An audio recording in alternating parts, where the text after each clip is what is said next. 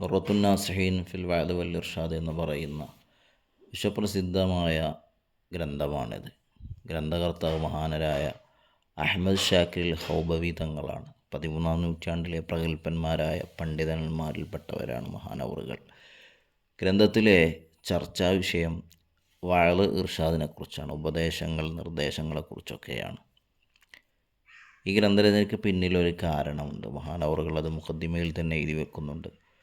മുതഅല്ലിമീങ്ങളുടെയും പണ്ഡിതന്മാരുടെയും ഇടയിലുള്ള മഹത്വങ്ങൾ പറയുന്ന ആഗ്രഹം ജനിപ്പിക്കുന്നതായ പ്രഭാഷണ മഹാനവറുകൾ കണ്ടപ്പോൾ അതിൽ ഖുർആൻ്റെ ഓർഡറിന് വിപരീതമായാണ് പറയുന്നത് മഹാനവറുകൾ കാണുന്നത്. അപ്രകാരം തന്നെ അതിൽ ചില തെറ്റുകളെല്ലാം മഹാനവറുകൾ കാണുകയാണ്. ചില വിദ്യാർത്ഥികളുടെ പ്രഭാഷണങ്ങളിലും ഉപദേശങ്ങളിലുമെല്ലാം പിഴവുകളും അത് അവിശ്വാസത്തിലേക്ക് വരെ എത്തിക്കുന്നതുമായി കണ്ടപ്പോൾ മഹാനവറുകൾ ഗ്രന്ഥരചന നടത്താൻ ഉദ്ദേശിക്കുകയാണ്. ഇടക്കാലത്ത് മഹാനവറുകൾക്ക് രോഗം വരികയും അതിൽ നിന്നെല്ലാം ശിഫയായപ്പോൾ വളരെ അമൂല്യങ്ങളായ വിജ്ഞാനങ്ങൾ ഉൾക്കൊള്ളുന്ന ഗ്രന്ഥരചന മഹാനവറുകൾ നടത്തുകയാണ്.